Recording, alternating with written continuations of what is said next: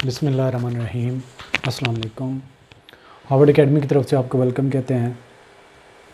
आज का हमारा सेकंड सेशन है about the guideline for the exam of inspector inland revenue descriptive test के हवाले से हमने बात करनी है। कल हमने कुछ बातें की थी, टाइम मैनेजमेंट पे स्पेशली हमने फोकस किया था।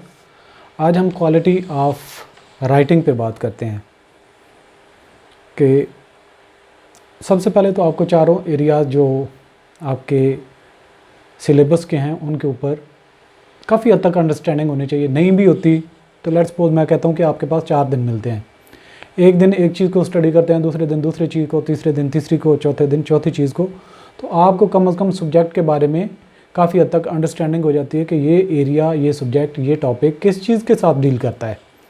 आप कम से कम उसकी डेफिनेशन, उसके फीचर्स, उसका मेन मकसद तो रीड कर सकते हैं। लेट्स सपोज के न्यूमेरिकल क्वेश्चन नहीं आता, अगर आ जाता है तो कोई इतनी बड़ी बात नहीं है, लेकिन अगर नहीं आता तो उससे भी अच्छी बात यह है कि आपका न्यूमेरिकल बिल्कुल टोटली आपका रिस्क होता है। अगर आप उसको अटेम्प्ट करते हैं तो डेफिनेटली चांस होता है कि आपके फुल मार्क्स आ जाएं, और डेफिनेटली ये भी मुमकिन तौर पे चांस होता है कि आपकी डायरेक्शन ही टोटली डिफरेंट हो और उसमें कोई आपका मार्क ना आए। लेकिन थ्योरी का ऐसा नहीं होता। थ्योरी में क्या होता है कि डेफिनेटली आपके कुछ ना कुछ मार्क्स लाजमी तौर पर उसमें से आते हैं। अच्छा, जब आपके चारों एरियाज़ पे आपकी ग्रिप है तो पेपर के दिन जिस एरिया पे, जिस क्वेश्चन पे आपकी सही तरीके से ग्रिप है, उसको सबसे पहले आप चूज़ करें, उसको सबसे पहले आप अटेम्प्ट करें। अगर कोई लास्टली एक ऐसा क्वेश्चन है जहाँ पे आप टोटली ये देखते हैं कि आपको कोई आइडिया नहीं है उसका, तो जब टॉपिक के बारे में कुछ आपको आइडिया है तो कुछ ना कुछ उसके बारे में आप लिख सकते हैं।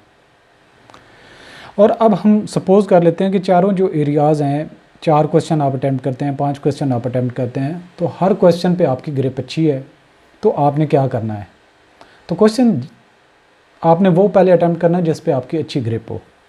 लेकिन ये भी नहीं है कि ग्रिप का मतलब ये है कि आपको उस पे 20 पेजेस लिखने की ज़रूरत पेश आती तो लिख सकते हैं। ऐसा क्वेश्चन आपको फंसा देगा। वो क्या है कि आप उसको नैरो डाउन करते हुए, उसको समराइज़ करते हुए, लिखते लिखाते भी आपने काफ़ी सारा टाइम दूसरे क्वेश्चन का यहाँ पे लगा देना है, और एक क्वेश्चन में ज़्यादा मार्क्स ले लेते हैं, दूसरों को सही तरीके से अटैम्प्ट नहीं करते, तो आपके अच्छे मार्क्स लेने के चांसेस बहुत कम हो जाते हैं। क्वेश्चन को लिमिटेड हद तक रखें। आपको जो हम मॉक टेस्ट सीरीज़ ले भी रहे हैं उसमें स्टूडेंट्स की काफ़ी पहले टेस्ट में और परफॉर्मेंस होती है, कमेंट्स जब ऐड होते हैं तो उनकी परफॉर्मेंस बेहतर हो रही है, उनकी राइटिंग स्किल्स इन्हेंस होती है, उनकी प्रैक्टिस होती है। अब आप में से मैक्सिमम जो है वो जॉब करने वाले होंगे, प्रोफेशनल होंगे, कहीं ना कहीं कोई काम कर रहे होंगे, राइटिंग की प्रैक्टिस नहीं होती और पेपर वाले दिन एक क्वेश्चन लिखने के बाद उनकी राइटिंग ख़राब हो जाती है, बहुत प्रॉब्लम हो जाता है। तो ये मॉक टेस्ट जो सीरीज़ है हमारी, इसका मकसद भी यही था कि आप लोगों की राइटिंग प्रैक्टिस हो, आपको पता हो कि किसी ने देखना है और उसके ऊपर कमेंट करने हैं। जबकि ये आपका एग्ज़ाम होगा, टेस्ट होगा, इसको देख के किसी ने कोई कमेंट नहीं करना, फाइनली रिज़ल्ट बनेगा। सो रिस्क लेने की तो कोई गुंजाइश नहीं है। इसलिए आप जो क्वेश्चन अटेम्प्ट करते हैं उसको इतना ज़्यादा लेंथ पे नहीं लेके जाना कि आपकी बात पूरे करते करते या आपका नॉलेज जो चेक करने वाला है उसको बताते बताते आप दूसरे क्वेश्चन का टाइम ले लें। और इसमें डेफिनेटली जो बेटर टाइम मैनेजमेंट है वो मैंने पहले इसीलिए आपसे कहा था कि जब आप टाइम मैनेज करते हैं और क्वेश्चन को टाइम देते हैं तो आपके अच्छे मार्क्स बनने के चांसेस काफ़ी ज़्यादा हो जाते हैं। और जब आपने एक सिंगल आउट क्वेश्चन कर लेना है कि मैंने इसको अटेम्प्ट करना है, तो 2 चीज़ें उसके अंदर लाजमी तौर पे आपने डालनी है, जो खासियत उसके अंदर होनी चाहिए या जो उसके अंदर फीचर्स होने चाहिए। एक तो ये है कि उसकी शुरू में एक समरी टाइप आप बना दें या ओवरऑल कॉन्सेप्ट बना दें, या उससे भी बेहतर सबसे जो होता है वो CSS में बहुत ज़रूरी भी समझा जाता है, आउटलाइन बनाना। एक क्वेश्चन के जब 8, 10, 9, 11, 15 जितनी भी आप बनाते हैं, कम से कम 7 से ऊपर होनी चाहिए और 12, 14 से ज़्यादा नहीं होनी चाहिए। उस क्वेश्चन की आउटलाइन बनाते हैं, उसको मुख्तलिफ एरियाज़ में डिवाइड करके, जैसा कि एक उसकी इंट्रोडक्शन पार्ट होता है, बॉडी पार्ट होता है और उसका जो करंट सिचुएशन है, फिर उसके प्रॉज एंड कॉन्स पे बात होती है, फिर सजेशंस होती हैं और कंक्लूजन होता है। मतलब 4-5 एरियाज़ आप बना सकते हैं। क्वेश्चन की नेचर पे डिपेंड करता है, क्वेश्चन की नोयत पे डिपेंड करता है कि आपने किस क्वेश्चन पे क्या बात कर रहे हैं। तो जब आपने एक समरी की शक्ल में उसकी आउटलाइन दे दी होती हैं, उसके बाद जितना दिल है आपका नॉलेज उसकी लिखते जाएं, लेकिन आपको वो बाउंड कर देता है कि जी हर हेडिंग को आपने 4-5 लाइनों के अंदर बात करनी है। उसके बाद पैराग्राफ नया स्टार्ट कर देना है। जितनी भी फर्स्ट की आपकी 14-15 आउटलाइन हैं, 14 हैं तो 14 पैराग्राफ बनेंगे, 15 आउटलाइन है 15 बनेंगे, 10 हैं 10 पैराग्राफ बनेंगे। हर आउटलाइन को एक पैराग्राफ की शक्ल में लिखें और जब वो बात पूरी हो जाती है तो उसके बाद नेक्स्ट पैराग्राफ आप स्टार्ट करें। जब क्वेश्चन कंप्लीट कर लेते हैं तो उसको अंडरलाइन कर लें, 2 लाइनें एंड पे लगाएं और नया क्वेश्चन लीजिबल वे से सामने स्टार्ट करें, जहाँ से जो रीड करने वाला है, मार्क करने वाला है, उसको आइडिया हो जाए कि यहाँ से क्वेश्चन नेक्स्ट स्टार्ट हो रहा है।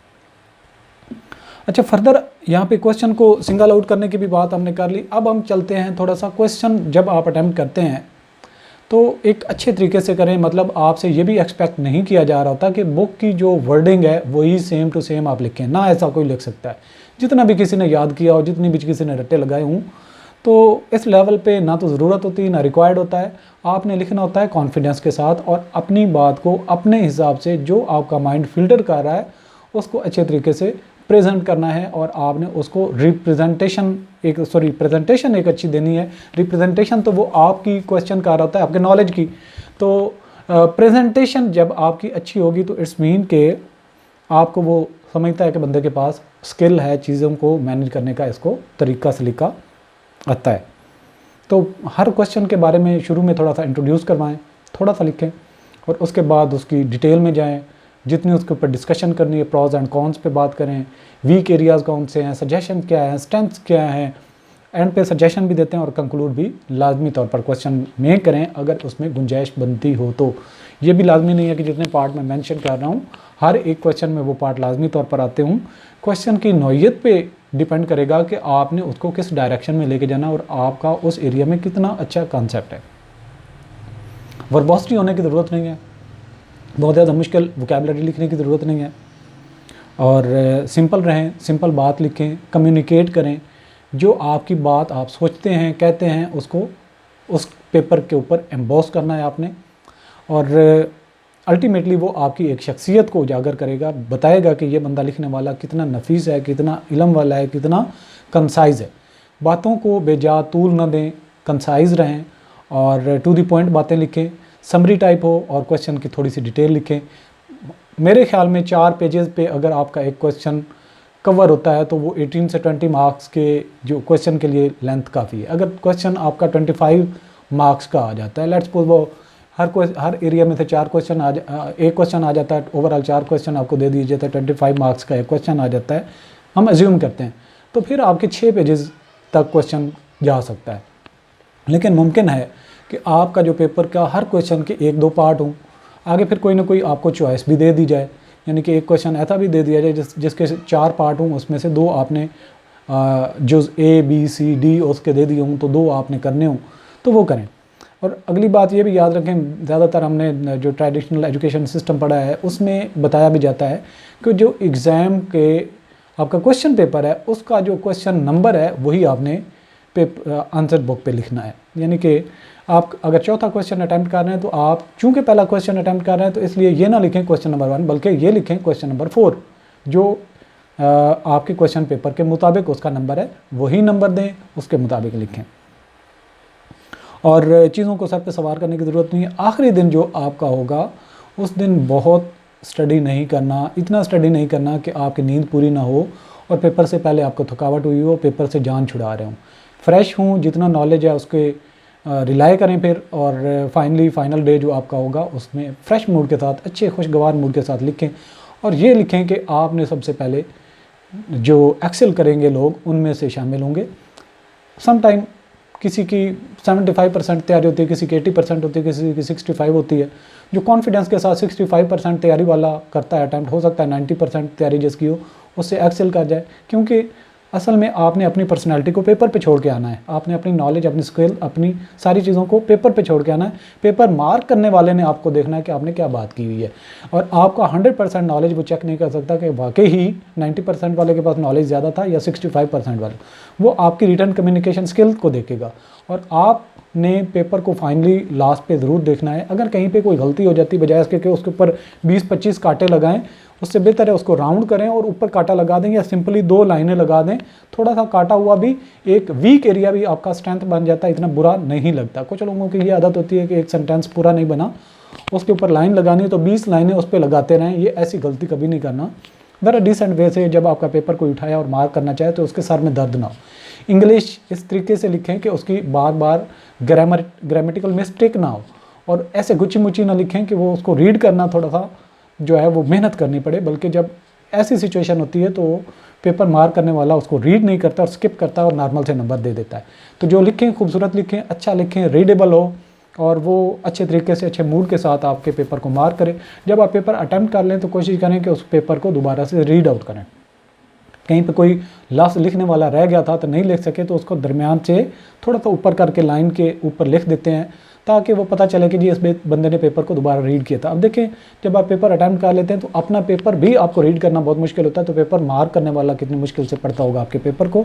उनको कोई बहुत शौक नहीं होता कि आपकी गलतियाँ निकालें। आपने अगर रीज़नेबल लिखा हुआ है तो वो आपसे कंप्रोमाइज़ करने के लिए रेडी होता है, लेकिन डिपेंड करता है कि आपने कितनी डेडिकेशन के साथ अपने पेपर को अटैम्प्ट किया था।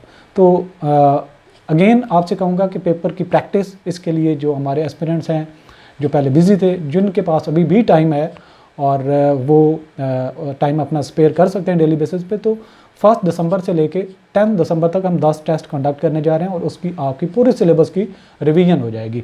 उसमें जो 8 टेस्ट होंगे हमारे वो पार्ट वाइज सिलेबस में से होंगे, और जो 2 टेस्ट हमारे होंगे लास्टली वो कंबाइन पूरे सिलेबस में से होंगे। इस तरीके से आपके पेपर जाने से पहले आपकी अच्छी तरीके से तैयारी हो जाएगी। सो बाकी भी अगर आपका कोई क्वेश्चन हो तो आप कमेंट में पूछ सकते हैं। ऑल द बेस्ट, इंशाल्लाह सब अच्छा होगा, परेशान होने की ज़रूरत नहीं है। तैयारी करने का ये आपके पास अभी टाइम है, और कामयाबी इंशाल्लाह आपका मुकद्दर बनेगी जब आप अच्छे तरीके से अपने टाइम को अवेल कर रहे हैं। ऑल द बेस्ट, अल्लाह हाफ़िज़।